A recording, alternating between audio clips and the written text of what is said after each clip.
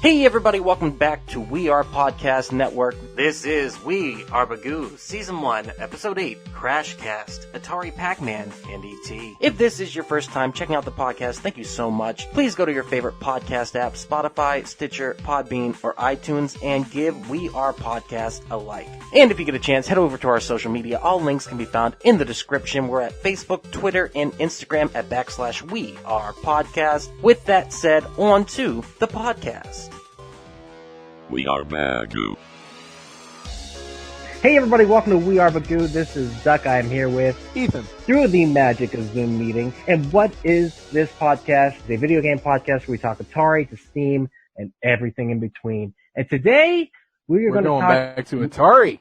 Oh, you're right. We are going back to the beginning of it. Yeah, we're at the very beginning of what we talk about. And then we can start going down the line again. Fuck yes. We're going to talk about the video game Crash in 1983. And I don't think you can talk about that without talking about the boom first. So just want to give you a brief history of Pong, the first commercially successful video game ever released. So lay it on me. First of all, have you played Pong? Of course. Who hasn't played Pong? Have you played the precursor to Pong with Duck at the National Video Game Museum? Yes, I did play the precursor to Pong with Duck at the National Video Game Museum. Now, our great listeners can go watch at least a few snippets of it on our YouTube channel. This is very true. Go to youtube.com/QuackAttack5000 and find the National Video Game Museum video that we put out there. Me and Ethan went there, and throughout our tour, we were actually stopped by somebody who was a volunteer there, and they were like, hey, I see what you guys are doing. I think you might be interested in this. And they said, you ever heard of the Brown Box? And I was like, yeah. And they're like, well, we're playing the Brown Box in this room. And we cruised in that room, and they were showing it off. Now, we didn't know if it was the real Brown Box, which is the original Magnavox Odyssey prototype. It ended up, it was actually not the original. It is a duplicate. The original is in the Smithsonian, which is even cooler. But to sit down and play it on a projector, nonetheless, and have, I think you whooped my ass, didn't you, Ethan? I think that time, yeah, I did. Because I know you kicked my ass at Giant Pong there. Yes. National Video Game Museum also has Giant Pong, which is the world's largest game of Pong, which is a giant Pong console on a... how big do you think that TV set is? I don't know. It's fucking massive. Huge. And it's a TV, too. It's not... Yes. I don't think it's a projector. I think it's a TV, right? Yeah. It looks like a giant tube TV. Yeah, it's fucking cool. So we have a little bit of experience with Pong. Do you like the game of Pong? Because I can tell you those games that we played that day were fun as fuck. Yeah, no, I had fun playing it, but if I come home from work, I'm not going to sit down and go, oh boy, I'm ready for a game of Pong. I'm going to sit and play myself after work. So the original Pong game was created by Alan Acorn with Nolan Bushnell supervising. Nolan Bushnell is known as the creator of Atari, but of course, much like Steve Jobs and other people like that, he didn't create the games. He created a lot of the motherboards and the chips and shit that went into it, and was able to find the people who best were able to create the stuff and then put it out. The idea for Pong was most likely stolen from the original Magnavox Odyssey prototype, the Brown Box, as Nolan Bushnell had actually went to a trade show and saw that at the trade show. And there's proof of that because there was a legal battle later between him and Ralph Baer, the creator of the Magnavox Odyssey. And he was able to show that Nolan Bushnell came to the trade show because he had a guest list, and Nolan Bushnell had actually written his name in the guest list of that trade show. He was able to prove it? He was able to prove it in the court, yes, that he stole Pong from him, yes. And having played the Brown Box, you know it's just a version of Pong. I thought the Brown Box was better. Oh, dude, I agree, dude. We had a fucking blast playing it.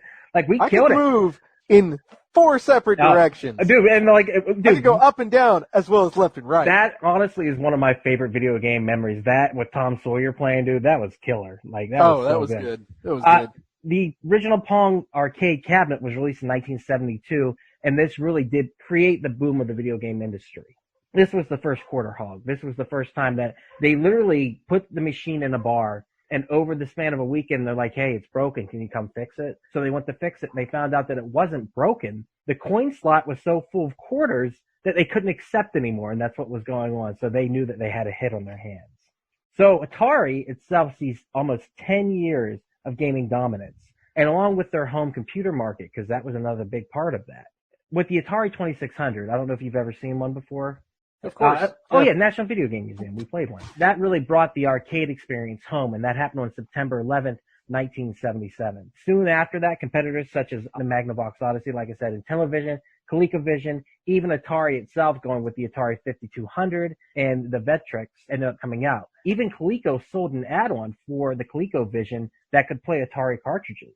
Did they really? Yes, it was. So they were trying to capitalize on the Atari games and whatnot? On top of it, yeah, because they're like, well, you can play Coleco's games, which Coleco and had a you very can play nice, Atari. and you can play Atari. And they took them to court, and I believe Coleco actually won. That's crazy to think, because, man, I don't think any company would be able to get away with that today. No. Like, no even, way.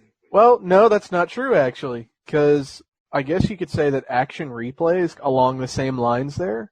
What's an Action Replay? Remind me. To my knowledge, it's a cheating device for various consoles. So I know when I was younger, I specifically got one for the Nintendo DS and Nintendo DSi, where you'd click it in, you could load up whatever cheats onto it, and then stick the cartridge in, and then that would actually run whatever cheats on the thing. And Absolutely. if I remember right, it's a continuation of the Game Genie is what it is. And the Game Genie, actually, Nintendo did take them to court for that. I think the Game Genie might have won because altering code was okay, I think is what happened. And they found out in the court of law. And that kind of, they weren't messing with the hardware. All they were doing was providing something to alter the code, therefore making it its own independent art, and therefore it was legal, I think is what happened with the Game Genie. That sounds about right. And that's probably why Action Replay is still around, I think. Atari having dominance, they indulged in many bad business practices that would eventually lead to the crash in 1983. The biggest being the oversaturation of games.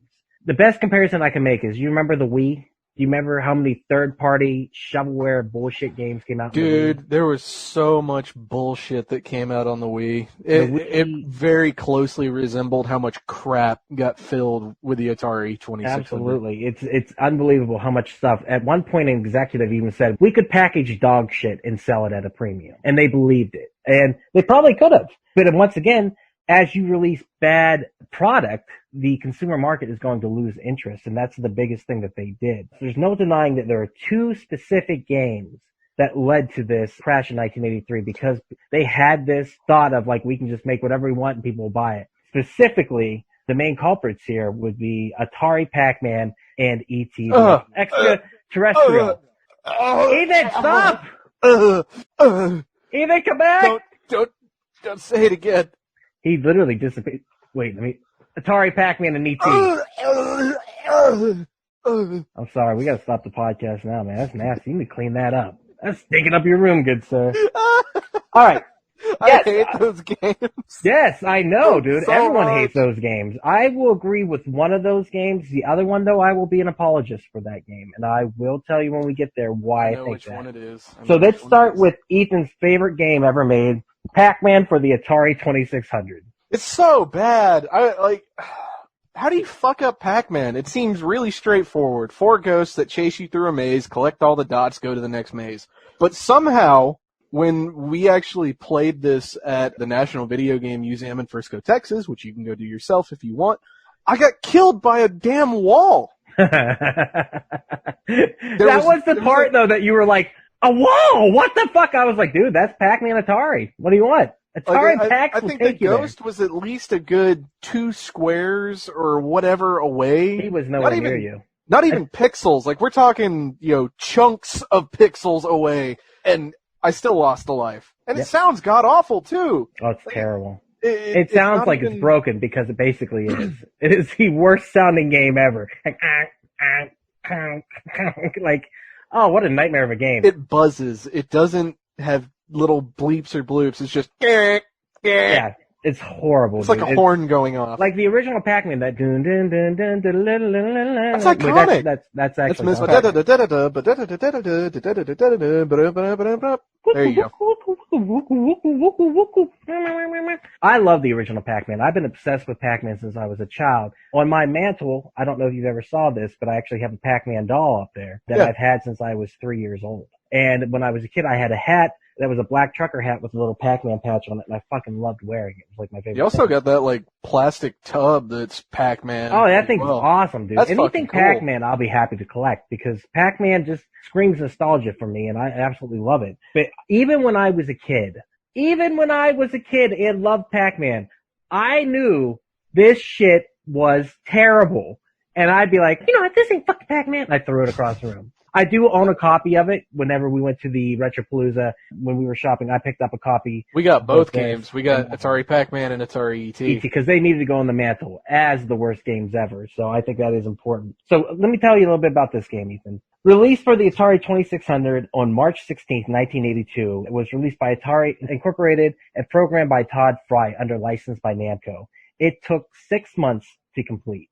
They spent 6 months on that piece of shit? They spent 6 months on that piece of shit. I mean, okay, E.T. was like 3 weeks, right? It's a short amount of time. We're going to get to that, yes. E.T. is definitely the superior game. In comparison, 3 weeks of time, you get something that at least vaguely mirrors a game with E.T. 6 months, yeah, you're right. They fucked up. You couldn't even recreate Pac-Man in 6 months. They fucked up. I don't know what to say. Let's talk about it a little bit and why it's so bad. And then, Ethan, you can chime in with your hatred of it after every one if you like.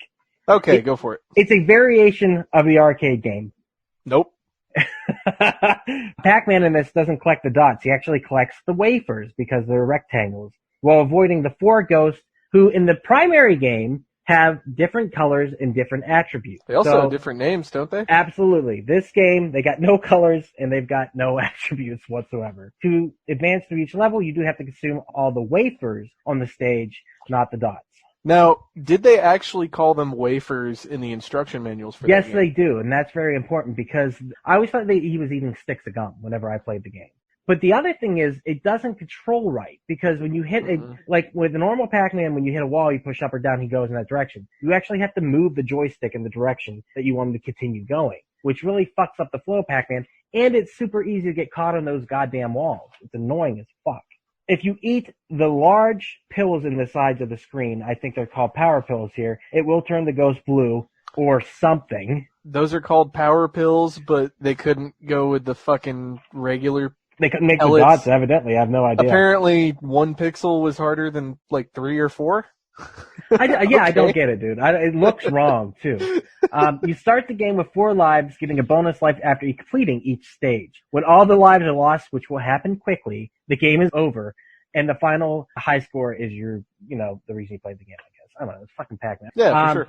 The large consumables, like I said, called the power pills. They provide temporary amount of time that you can eat the ghosts. So let's talk about the ghosts, Ethan. Did you even know where the fuck the ghosts were half the time when you were playing? No, Duck, I did not, because they are phasing across the screen like actual ghosts instead of Pac-Man ghosts. They don't exist. They're just not there. Shimmering and shining and flashing, and They're I think legit I saw one phantoms. over there. I think they're over here. Oh, now I'm dead, eaten by a wall. What the fuck, that fucking wall, dude? That was, Fucking it's wall. such, I think I put it in the video, didn't I? Is that part in the Yes. video? Because that was bullshit. Go watch the video. He literally got eaten by a wall, and he goes, I turned what around and go, happened? I just got eaten by a wall. And I'm like, bro, that's Atari Pac-Man. I don't know what to say. Like, you apologize for it, kind of. Just like, hey, what we had. Oh, It's that's the not one good. you apologized for? No, you're right. I will apologize for the next one. There is usually in Pac-Man, they would have the fruit in the middle, the cherry, the melon, the whatever. This, they have what they call, it's a vitamin. That's what they call Vitamin? it. A vitamin. A vitamin. What does it look like? It looks like everything else does in Atari. It looks like a square. It looks like a square. Not a dot, a square. Blocky world, man. It was great. This game does have 8 variations, offering 2 different starting speeds for Pac-Man and 4 speeds for the Ghosts. The Ghosts are slightly faster each subsequent round, but Pac-Man stays at the same speed. The console's A, B difficulty switches can also be used to handicap one or both players, and the A hard position, the power pills effects do not last as long. Once again, that's how the game kind of breaks down. It is terribly. I mean, I'll give them points for trying to give you Pac-Man customizability, where you could tweak the difficulty, make the ghosts a little harder, make the power pellets last a little less long.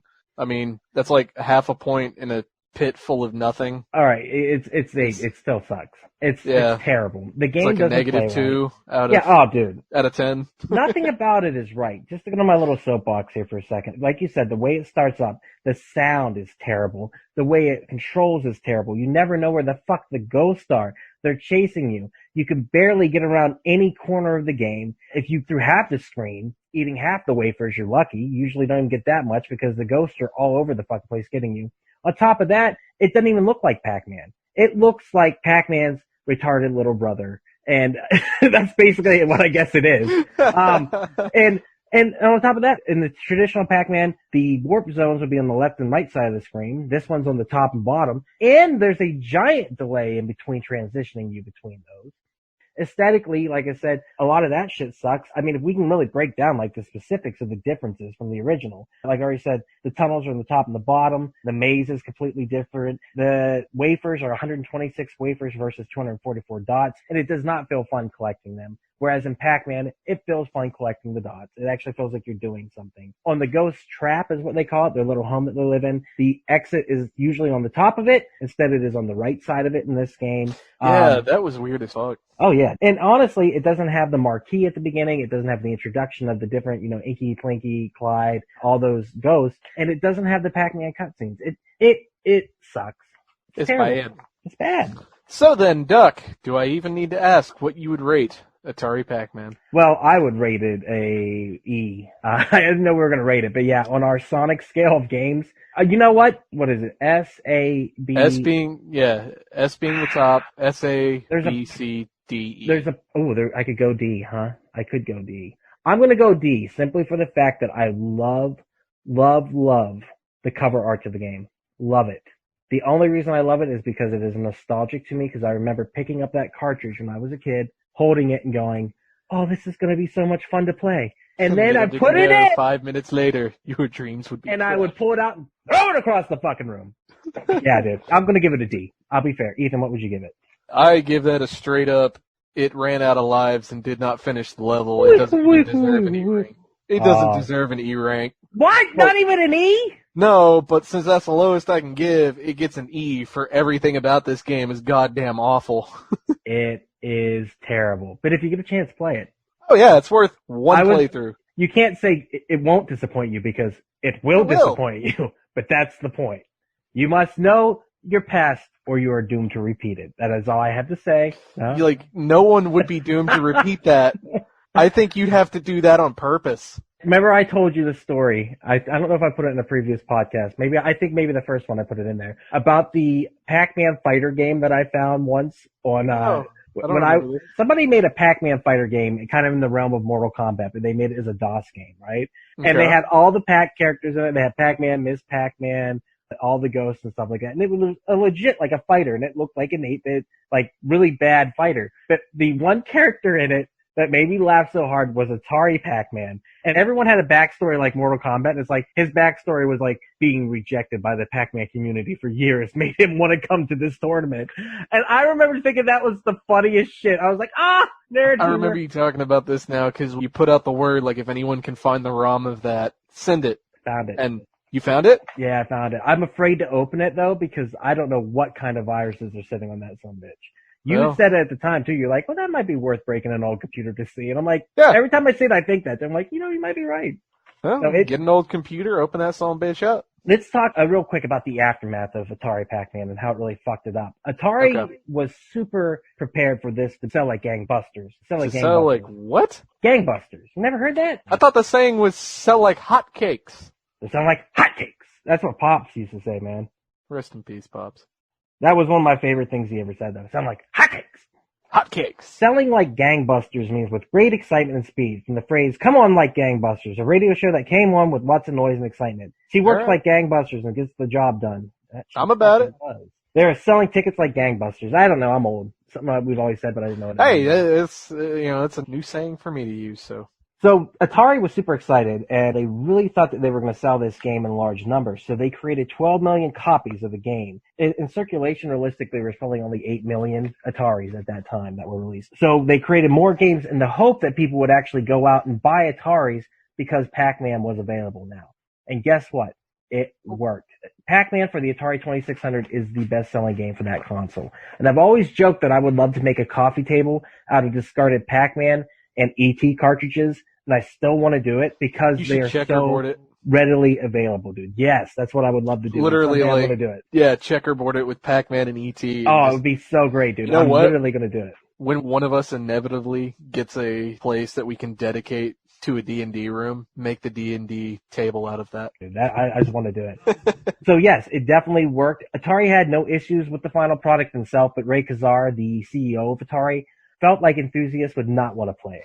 Initially, people were excited, but obviously over time, the legacy has changed to that of one of the games that actually caused the downfall because people were excited to get their hands on a Pac-Man at home, but it did not fit the standard that they needed. And obviously, it left a bad taste in people's mouths. Well, yeah, because Pac-Man pretty much shat in their mouths. Oh, basically. It's not even Pac-Man. He dropped a big old waif in them. Yeah, he left them a big heaping helping of beef stew. I mean, this game definitely, along with the one we're going to talk about in a second, which once again, I'm going to take the other side on. I know this already. Definitely helped it drop the consumer confidence in the Atari brand, thus dropping confidence in video games in general, leading to the crash of 1983. So, with that said, I do think that people should play it and give it a try. I was super excited as a prank to get Ethan to play it for the first time, and his reaction is what every Let's Play video you would want, because it was just epic. Epic. And you would do the same now to somebody who's never played it, right? Oh, fuck yeah, it's a rite of passage. 100% agree. Hey everyone, it's just Doc jumping in here real quick to say thank you so much for checking out the podcast today. If you're enjoying it, please head over to your favorite podcast app, Spotify, Stitcher, Podbean, iTunes, and give We Are Podcast a like. And if you get a chance, head over to our social media. All links can be found in the description. You can find us on Facebook, Instagram, and Twitter at /We Are Podcast. And if you're enjoying the podcast today, please share with your friends. It's the only way we can grow this network. With that said, back to the podcast. Anything else you want to say about Atari Pac-Man other than fuck that game? Fuck that piece of shit, man. I don't even think Billy Mitchell would touch that with a 10-foot pole. Oh, you know Mitchell. And Mitchell would make that game his bitch. He would. Mitchell I don't think he would, though. Listen. He could. He could. You think I'm a fucking ET apologist? Wait until you see how I feel about Billy Mitchell. We'll do a podcast about him someday. You'll find out. All right, so let's talk about the greatest game for the Atari 2600. E.T., the extraterrestrial. Now, this game is very much blamed for the downfall of the video game industry. Of course, this is based on the film of the same name. So let's take a little break and discuss E.T. How do you feel about that movie, Ethan? E.T., did you watch that? I didn't think I'd be talking about this on a gaming podcast, but when I was little, E.T. was one of my favorite movies, and my parents had it on VHS tape. They put it on for me, and I would cry at the end of the movie when E.T. would go home with his little ship, and I would keep crying and keep crying. And so to show me that it was a movie, they would rewind it, and the ship would come back. I'd be all happy again that E.T. came back, and then he'd play it, he'd fly away, I'd start crying again. Maybe it was a sick trick. Maybe they love to make you cry. Yeah, maybe this was their way of just saying, oh yeah, we were trying to show him it was a movie. Yeah. Well, realistically though, that is fun. That is fun. What was it about E.T. that made you I want to save him? Other than you're a good person, which I think you are. And dude, E.T. was adorable. He's friendly. He's magical. Ew, he's amazing. He's hideous. He looks like fucking... I thought he was cute. Is it just me? One time I got stoned and I thought E.T. and 50 Cent looked a lot alike. Go look at the picture of 50 Cent. And then go look at E.T. and tell me them motherfuckers don't look alike. All right, okay? I gotta see this. There is a resemblance. Or maybe I got stoned and I had somehow mated E.T. and 50 Cent. I don't remember what it was, but... I just remember thinking, 50 Cent is E.T. That is fucking weird. I'm never going to make it on the internet after I said that. 50 Cent owns the internet now. He owns everything. That dude is stupid rich. Yeah, he's going to hack into us one of these Zoom meetings and go, bitch, I heard what you said about me on one of these podcasts. I'm fucking hell. I like 50, don't get me wrong, but E.T. and 50 look alike. It was released in December 1982, so a little bit of history about the game itself. Following the success of the film in June 1982, Atari CEO negotiated with Steven Spielberg himself and Universal to acquire the rights for this game. It is estimated that they paid between $20 to $25 million just to get the rights, the licensing rights to make this game. They didn't do this shit back then. This is not normal. The only other game that they had made before this was Raiders of the Lost Ark, also being attached to Steven Spielberg. CEO Ray Kassar replied, I think it's a dumb idea. We've never really made an action game out of a movie. An arcade game was also planned at that time, but the time frame to release they wanted to make that Christmas 1982 was not there. And Ethan did bring this up earlier, too, about the time frame of this game. And a lot of people blame the shortcomings of this game on that time frame. So, Howard Scott Warshaw was commissioned to develop the game on July 27, 1982, and it needed to be completed by September 1st, 1982. So what is that? 3 months? That's not even 3 months, is it? It's about 3 July, months. July to August. That's a month. That's like, how many weeks is that? July to August, August to September. That's only 8 weeks. Yeah, but it's the end of July. You don't even count that. So that's like 4 weeks. You're right, he had to make the game in like 3 or 4 weeks. Holy fuck. Damn, dude. Think about that. He had to program E.T., and on top of that... Program, art, sound, and he had to design a game. And on top of that, this man took this game very, very seriously. He viewed video games as an art form. Now, to be fair, they were very high on drugs at Atari.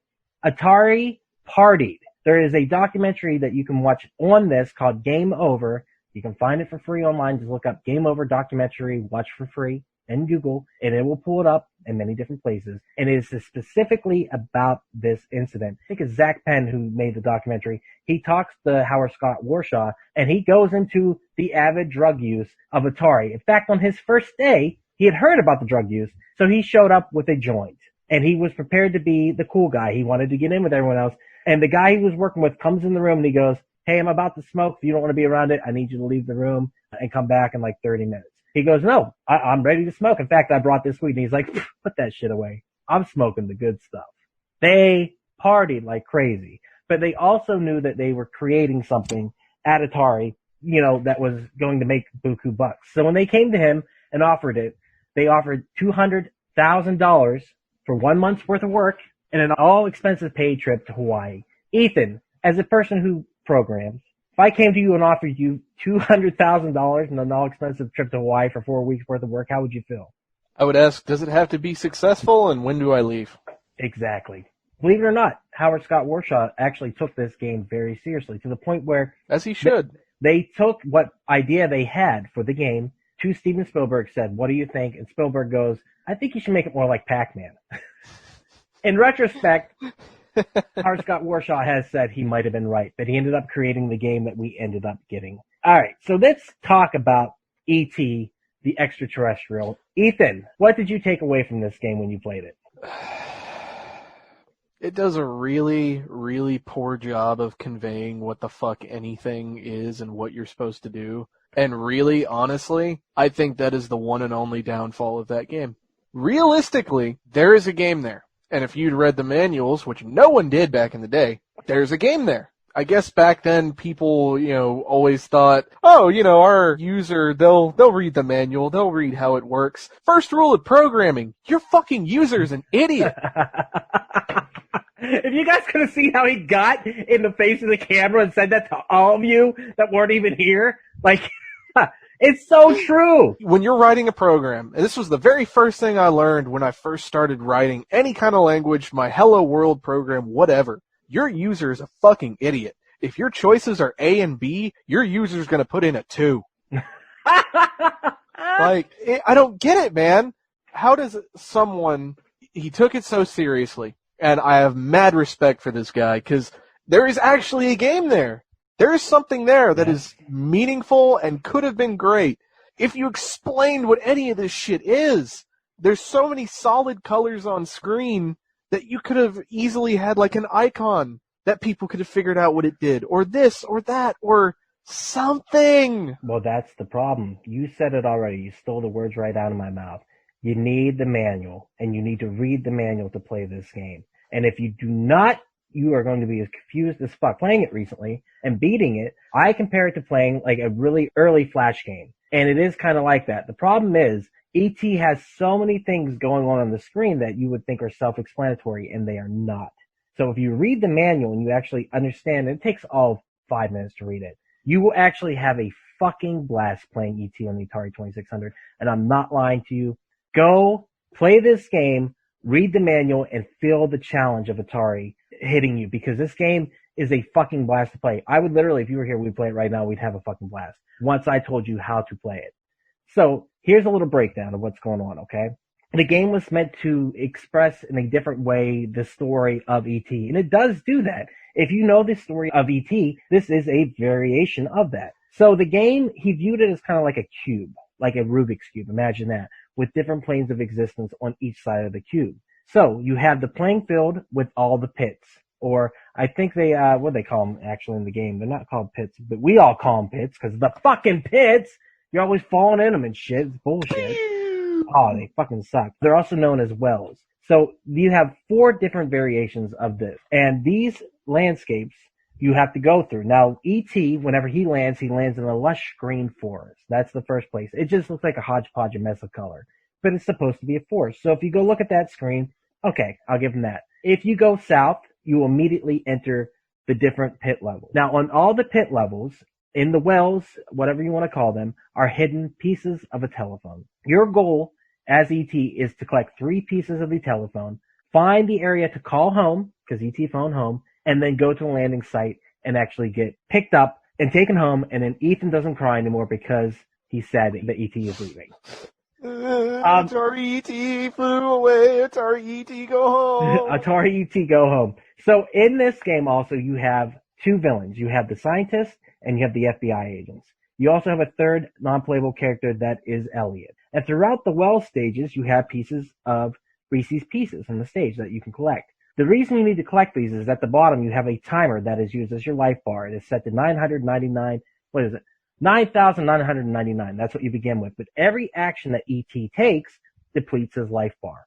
So as you play the game, you collect Reese's Pieces. You can run if you hold the action button. He will go faster, but it's going to drain quicker. Every time you fall into a pit, that is going to deplete your energy, your life bar, because you have to get out of the pit. Now, that's the funniest part of the game. Whenever you actually have to fall in the well, there's nothing in there, no phone piece, and you have to get out of the well. And Ethan, when you first had to cruise up as you were doing right there, and you had to raise your neck, head up. What did you think when that shit happened? It's probably the most annoying part of that game, because about every time I've played it, I have gone in without reading the manual or anything like that. And so you continually fall in this pit. You float up, just float up, take 2 steps, float up, take 3 steps.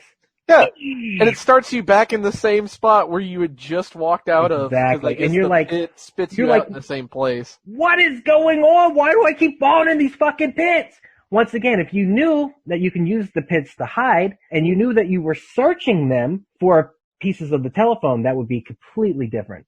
But you have no idea what you're doing. And the only thing that you can kind of figure out when you play is at the top bar of the screen, there are icons that show up. North, south, east, west. They show up. A little E will show up.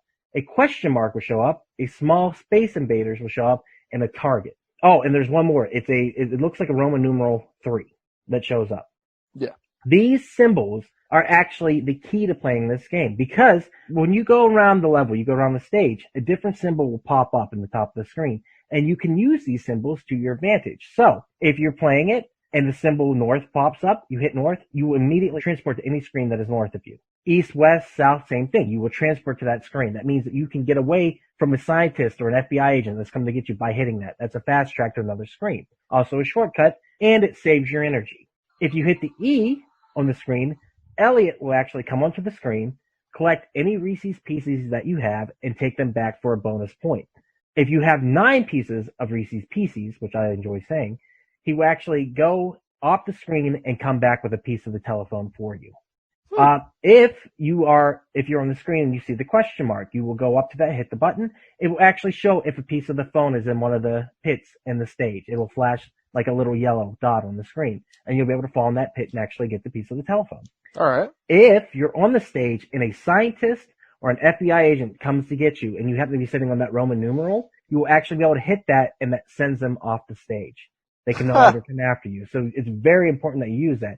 And the reason it's a Roman numeral 3, there's another stage on this. It's south of the thing altogether, where you have the scientists, laboratories, you have the FBI agent jail, and you have Elliot's house. That's how that's represented there. So if any time during playing the game you get caught by a scientist, he will drag you off the screen to the scientist's lab, and you are stuck for a second. If the FBI agent grabs you, same thing. He will take you down to the jail, and you will lose a piece of your telephone. So you really, really want to avoid them. The scientists are annoying. The FBI agents are actually detrimental to your game. The other symbols that you have on the screen, like I said, you have the evader symbol, which is important. Once you collect 3 pieces of the phone, you must find it. It is only one location on the screen, and it is always random, along with everything else. It's randomly generated. So once you have all three pieces of the phone, you have to avoid the scientists and the FBI agents. Find this, hit the button, it will start a counter that will actually count down. And that is represented as like eight pieces. It's like, it almost looks like a piece of pizza that's a little bit more not rounded, and it counts down. At that point, you have to go back to the primary screen of the game, the forest that you landed in, find the target, a little target symbol on there, which is the landing site, hit the action button, and wait for the countdown to go through twice. And there has to be no FBI agents or scientists on the screen at that time. The ship will come back, save you, you win the game. That's how you beat Atari ET. Saying it out loud, it's complicated, yes. Playing it, it's complicated, yes. But it is a fucking blast. But it doesn't sound horrible, but I mean, again, all of that should be conveyed through gameplay. That's pretty much one of the fundamental things of game design, as well as programming. Your user, your player, they're an idiot. Got to make it idiot-proof, man. And that's the problem is people did not read the manual at all. Period. Done. And if you had it in front of you, because when I read it, I was like, holy shit. I was like, are you fucking serious?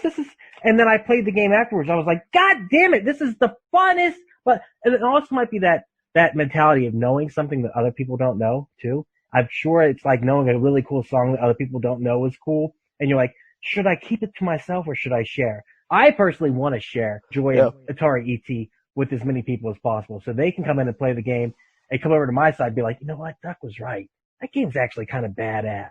Like right now, I would play it for fun. Isn't that fucked up to hear that I would play it for fun? I would play it like I would play Super Mario Brothers 2, which I absolutely love. I don't think it's that bad. I mean, the game itself, really, if you know how to play it, then why not enjoy it? You know? Having played it, though, was it as frustrating as everyone says?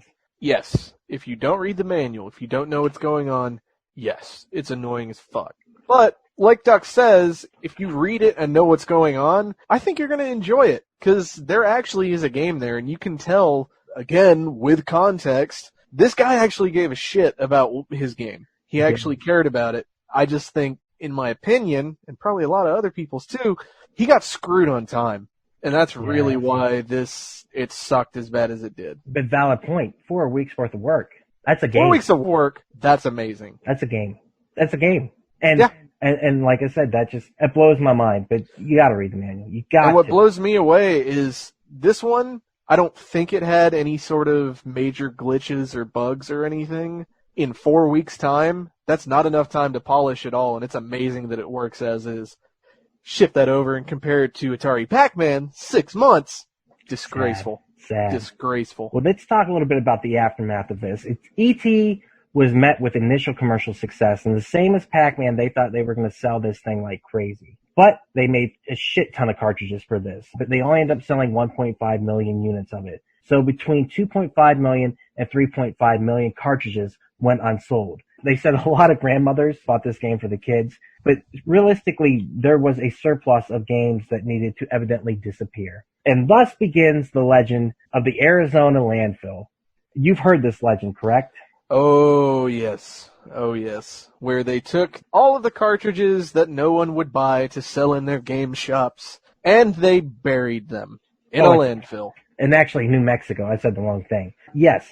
So for years and years and years, and I'm talking, I read this online, this myth, this legend of the Atari cartridges buried out in the middle of the desert, in the middle of nowhere. Hysterical to me because I'm like, don't they have Roswell in the middle of the, isn't that New Mexico too? Where is Roswell? Roswell's in New Mexico. It makes perfect sense that they would bury E.T. out there and in the desert next to Roswell, New Mexico, and let it sit.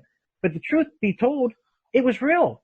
It happened. But like I said, that Game Over documentary actually documents the history of that, plus going out to the landfill and digging it up. And the reason they didn't know where it was, they didn't know if there was going to be poisonous gas underneath the ground, anything like that. So they had to get many permits and the ability to do it. But eventually, spoilers, when that crane digs down into the ground and it plops up with ET boxes and cartridges falling out, there is something that is so epic to the truth of that happening that it's they like tried a to get treasure rid of hunt it. being real. Dude, it's amazing. Oh, and that's when I bought the ET cartridge. I said, that looks like it came straight from the fucking landfill. I want it to be Yeah, from the when we found it, I was like, Duck, look at this, straight from the fucking landfill. Yes, Ethan said it, and I was just like, oh, I need that.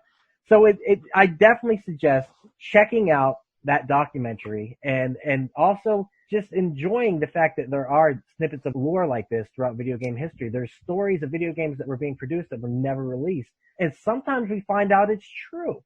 Sometimes there's only small pieces of imagery or video or things like that that actually show the game. Like Virtual Boy was going to release a port of Donkey Kong Country 2 and Star Fox. I would love to see those prototypes. I always talk about Dinosaur Planet. I would love to see that prototype release that eventually became Star Fox Adventures, which we're going to talk about very soon on this podcast. Yep. Things like that exist. Hidden treasures, hidden gems, if you will, if you're Metal Jesus. And on the newer side of things, I know it's never going to happen in a million years, but some of the newer AAA games that were kind of mentioned and disappeared, like there was some dragon fantasy RPG thing that a Microsoft studio had been working on for years, and it was touted to be a Xbox One launch title, if I'm not mistaken.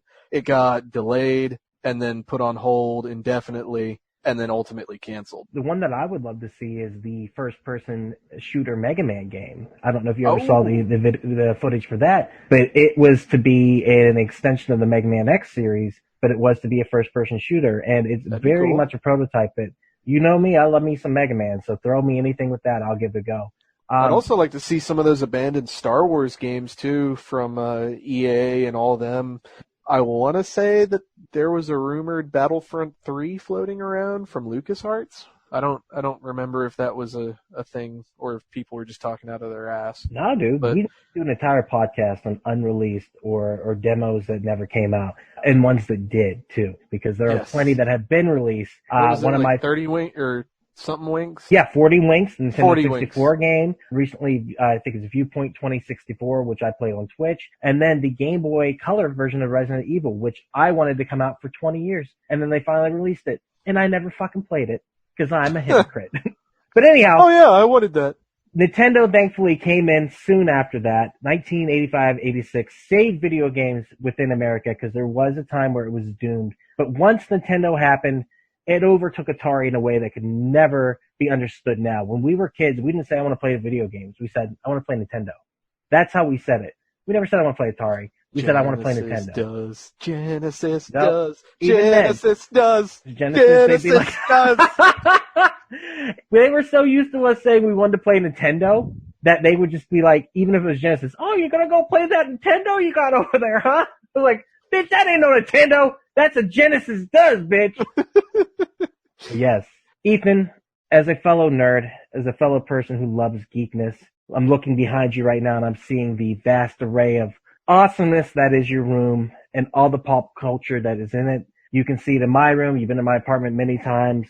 If we didn't have video games, serious question, what would we be obsessed with instead? Probably D&D. Yeah, you're right. Go listen to Heroes Gyros, a Dungeons and Distraction side quest. Good plug, Duck. Duck, what would you rate Atari ET? Oh, dude, I'm going to give it an S ranking just to be a bitch. I am because bitch. I'm telling you right now, I know something y'all don't know. It's like a secret. Do you have ET under that desk slobbing on your knob right now, bud? Is that why? Oh, get it. Why? Oh, God, come on. Duh. And he looks up at me and he goes, I'll take you to the candy shop. Show you what I got. Because that's a 50 Cent song. Get it? Get the joke? It's a good joke, dude. That was a good one. He did. He took me to the candy shop. Ethan, what are you going to rate Atari ET? That's a fucking C rank for me, bud. Like, we're talking orange text, just kind of moderately disappointing, didn't quite get all the rings. C rank. We're going to get you to play it again. Nope. Yes. We will get you to play it again, and then we'll get some of them ET blowjobs on your dick, and then you'll be like, oh, it's an S rank all day. Take me to the candy shop, bitch. Tell ET to swing over this way when he's done. Quarantine's getting kind of boring. He's making his way across town, good sir.